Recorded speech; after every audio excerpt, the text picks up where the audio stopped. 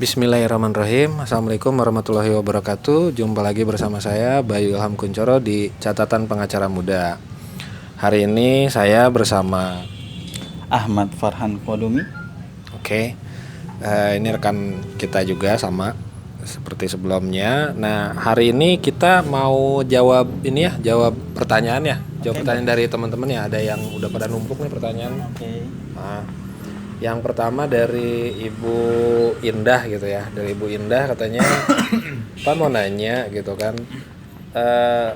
ada ini tetangga saya gitu kan, dia kan istri kedua tapi pernikahannya itu tidak ada izin dari istri pertama gitu. Nah, kalau dari KUA katanya itu harus ngajuin pembatalan nikah gitu kan. Nah, pembatalan nikah ini prosesnya seperti apa dan diajukannya di mana? Oke, Bang Farhan coba kita jawab nih pertanyaan dari Bu Indah. Ya. Gimana sih? Ya, terima kasih nih Bang Bayu. Nah, dan juga terima kasih atas pertanyaannya dari Mbak Indah ya. Bu Indah. Atas pertanyaannya tentang proses pembatalan nikah. Nah, bahwasanya di pengadilan agama ini adalah salah satu perkara yang ditangani adalah pembatalan nikah. Apa sih itu pembatalan nikah? Seperti yang ketahui, pembatalan nikah adalah tindakan untuk mengajukan permohonan gugatan ke pengadilan wilayah yang berada di wilayah tanah agar perkawinan yang dibatalkan atau dinyatakan tidak sah secara hukum. Jadi perkawinannya itu dianggap tidak sah atau batal demi hukum karena adanya cacat secara persyaratan atau kondisi-kondisi tertentu yang tidak dilegalkan oleh negara. Itu definisinya pembatalan nikah. Nah, seperti itu. Itu definisinya. Nanti dalam prosesnya, persyaratannya dan lainnya itu nanti bisa langsung kita jelaskan atau seperti apa nih Pak Bayu? Mungkin panjang ya kalau dijelaskan itu. Bisa panjang. nanti ini aja komen aja. Oke, nanti kita secara tertulis lah biar supaya ingat gitu.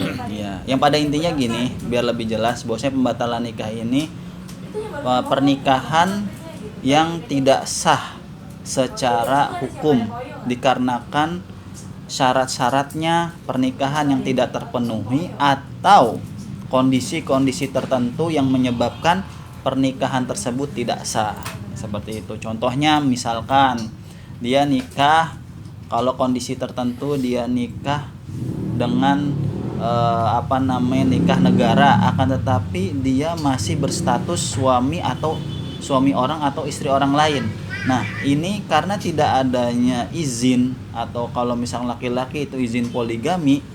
Nah, ini pernikahan yang keduanya ini harus dibatalkan, batal secara hukum. Karena kenapa? Masih ada kaitannya, ada terikat dengan pernikahan yang pertama.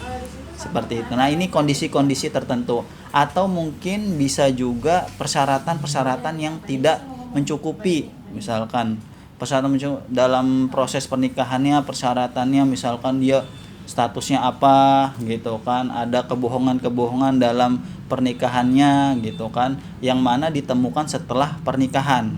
Nah, ini bisa saja pernikahan tersebut dibatalkan. Nah, itu sedikit mungkin ulasan tentang pembatalan nikah yang pada intinya seperti itu. Mungkin yang belum dijawab masalah ininya apa? Diajukannya tuh di mana? Nah, kalau pembatalan nikah ini diajukan di tempat penggugat yang mengajukan pembatalan nikah tersebut. Contoh misalkan kalau misalkan ada istri pertama, dia menemukan bahwasannya suami ini nikah lagi secara resmi gitu kan, resmi dengan wanita lain.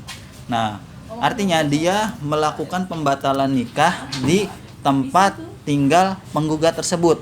Walaupun suaminya itu nikah di daerah mana, tapi dia bisa mengajukan gugatan tersebut di tempat dia tinggal. Seperti itu, Pak Bayu.